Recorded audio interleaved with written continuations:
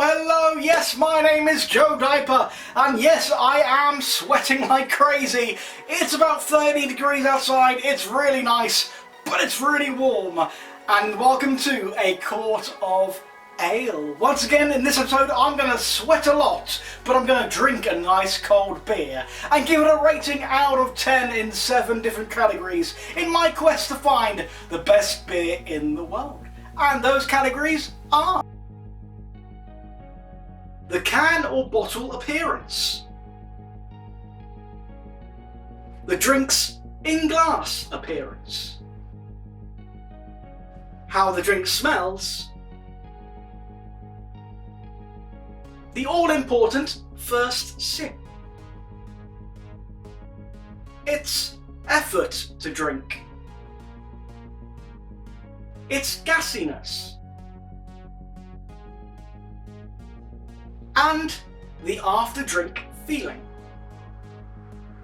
There we go, so we have the categories sorted. I am tremendously warm in here and I'm very ready for a nice ice-cold beer. There's nothing better I could think of doing right now. So let's have a look and see what beer it is we'll be trying today. Today's beer is called It's Never Been Like That. According to the website, it's a pale ale, dry hopped with Citra and Mosaic, because why mess around now? This is an everyday drinker that punches outside its weight class. They also add, please, if you can, support your local brewery, your local pub, and of course, look after each other. As you can probably tell, this was made during the COVID-19 pandemic.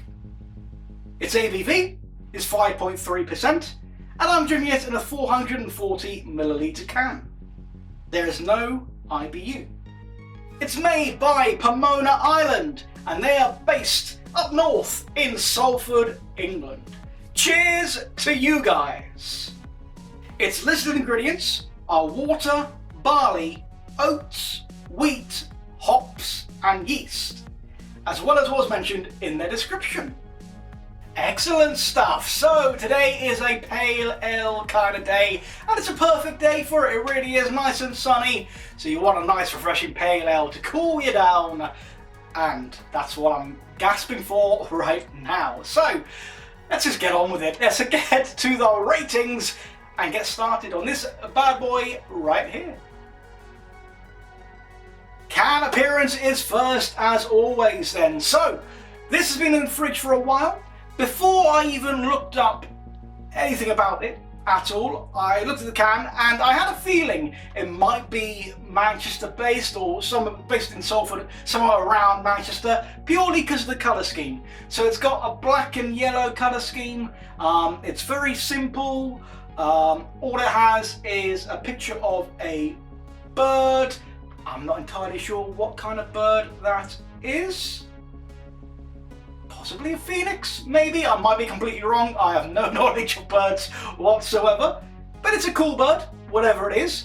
It's also got its name nice and big at the bottom there, nice and clear. We like that, very nice. And says it's a pale just underneath. Really simple and done. I think that's what the idea goes. Obviously, it was made, I think, just at the start of the COVID-19 pandemic. And the whole thing is, there's bigger things to worry about right now. Just have a beer and chill out. That's their idea. And this works for the cover, it really does. I'm not a massive fan of simple cans, especially if you watch a few episodes, they do get rated low. However, I think this is one of those ones that's simple and effective. It's got the black, really dark, but the yellow works really well with it. So the little bits that are on the front of the can, they stand out a lot. So the picture of the bird, whatever bird it is, stands out loads, and it's got a nice big title there. Nice big name. I love a big name.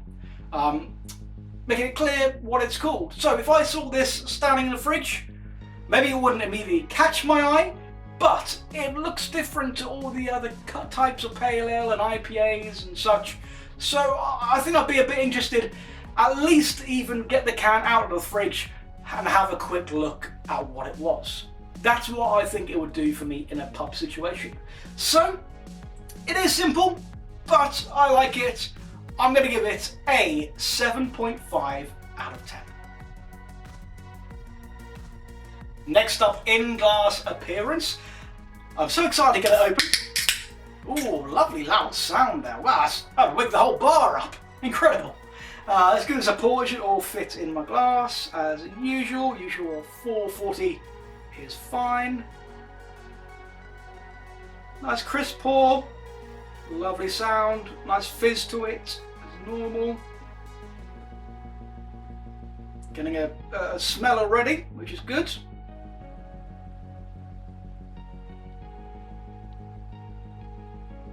about there. Again, I filled it up massively. What am I doing?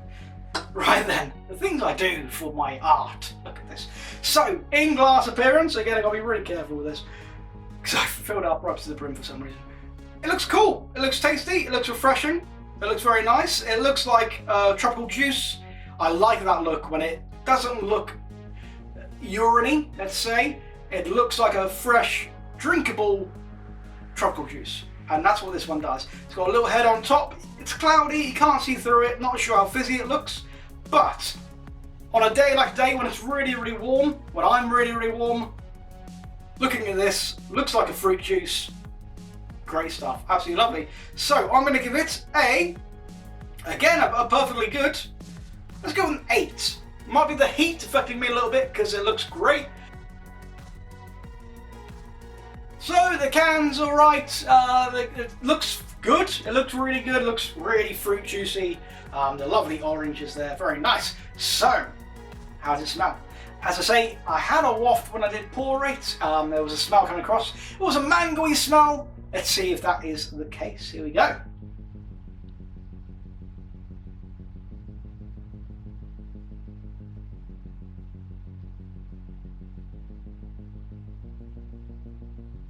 Yep, so you've got the mango smell there, the more tropical smell rather than citrus or anything like that. It is a more mango-y smell. But at the same time, there is a hint of hops, but it's that stale hops kind of smell. The smell of old beer, as I call it. So it's got a nice smell of mango, that is definitely there, but balancing with that is the beery, the stale beer kind of smell that can come with some pale ales and can come with some IPAs. So it doesn't smell as amazing as I thought it did when I poured it into the glass. However, it doesn't smell awful. It still smells attractive. It's just got that little hint of a beery, a stale beery kind of scent to it, mixed in with a mango. It's not completely off-putting, but it is there. So it does knock a couple of marks off. So for smell, I'm going to go with again, perfectly good. There is a nice fruity scent to it, because when you get in there, it's a stale beer smell, and I'm not a fan of that. I'm really not, especially in something that's a pale ale. So I'm going to give it a 7, perfectly good. It's time. It's really time. Yes, I'm going to drink my first sip of this drink. I want it so badly. My neck is wet. My t-shirt already is getting pretty soaked.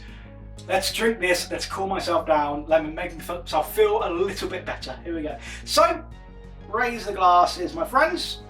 And I'm going to say cheers to you, and I'm going to follow on from Pomona Island there and say cheers to all the local bars, all the local breweries who may be struggling this time. We are with you, we support you, we love what you do. Cheers to you guys. First sip.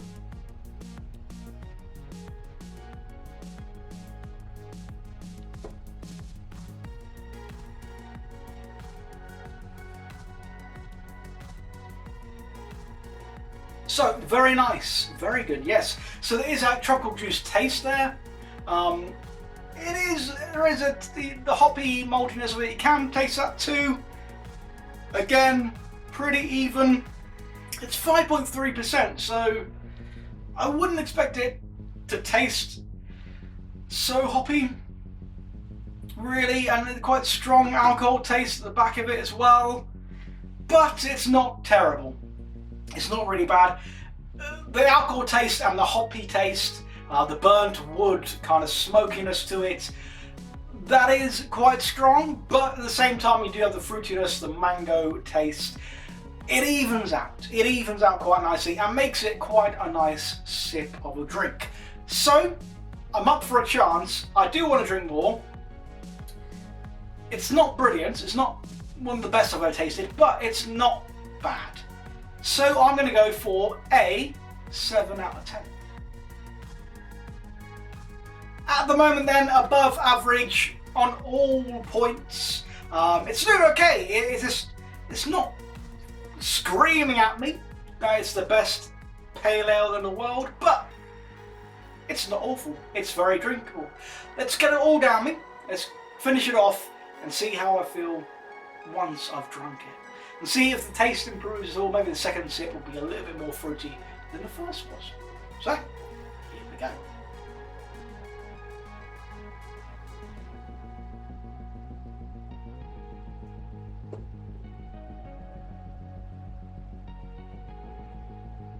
That is better. That was better than the first sip, so a lot more fruitiness there, a lot more of the mango taste. Is still that burnt wood smokiness to it that you usually get with a really strong ABV IPA. Say unusual because only 5.3.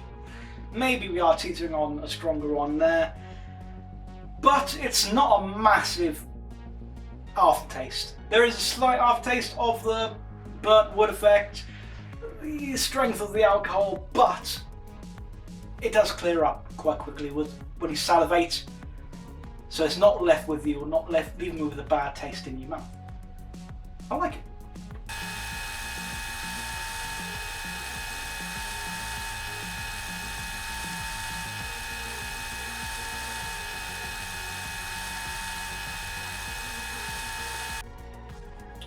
All gone. So, effort to drink.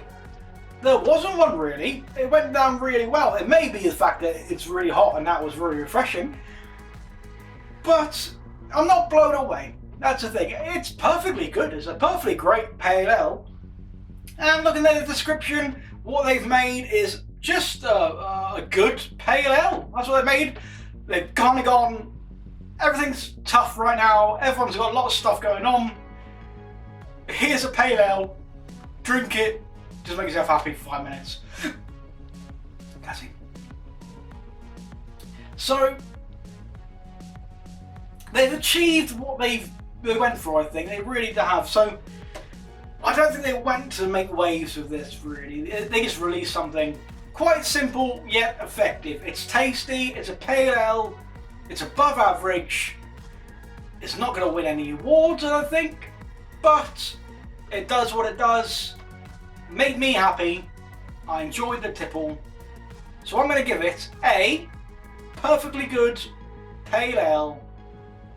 A little bit of aftertaste of the alcohol. It tastes quite strong for what it is, regards to alcohol content. But there is the nice flavours of the fruit. They kind of level it out quite a lot, really. And there's no awful aftertaste there. So, perfectly good. 7 out of 10. Above average. Lovely. Actiness, maybe a little bit, but nothing to write home about especially. Again, it's a pale ale. It's meant to be a little bit gassy. I don't feel bloated anyway. I don't feel like I'm overly burping. I don't feel it's going to repeat on me or anything like that. So, again, perfectly good. Above average. Perfectly fine pale ale. It's just basically a perfectly fine pale ale. That's what this is. It's above average and generally just a good drink. So, gassiness, perfectly good, 7.5. After drink feeling then. So it's been 10 minutes. How do I feel? I feel really hot. I feel very, very warm, very sweaty, but the drink, let's focus on the drink. So, I like it. I think it was good. It's an above average pale ale that does its job. That's it, basically. It's not going to change the world, but it's a lovely tipple. Would I have it again? Yeah, I think I would do. I think I'd have another one. Would I drink lots in one session? Possibly. If it was on the cheaper end of the bar, if it wasn't too much, then yeah, I'd go for it. Yeah, if there's an offer on or something. I wouldn't stick with it or make it a drink of choice at all. But every now and again, see it in a fridge. That's quite nice. I'll have one of those, please. It's that kind of pale ale, it really is.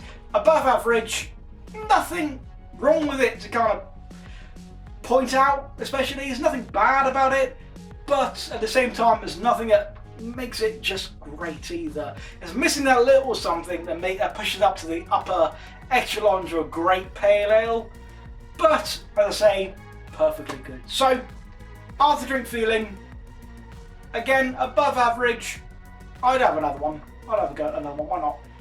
I've got a taste for it now. 7.5 out of 10. Above average, perfectly fine.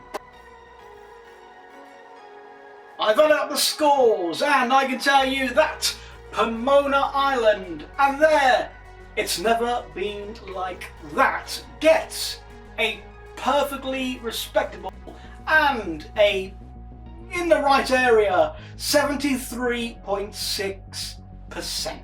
Very good. It's above average. That's where it should be. There's nothing wrong with it. There's no points you can say, oh, it tastes bad or it smells bad or anything like that. It tastes perfectly fine. It looks perfectly fine. It smells perfectly fine. But there's nothing that makes it especially great in any way. But there's nothing that makes it awful. It's perfectly fine pale ale. I like it. I'll have another. Enjoy. Let's have a look where that puts it in our league table.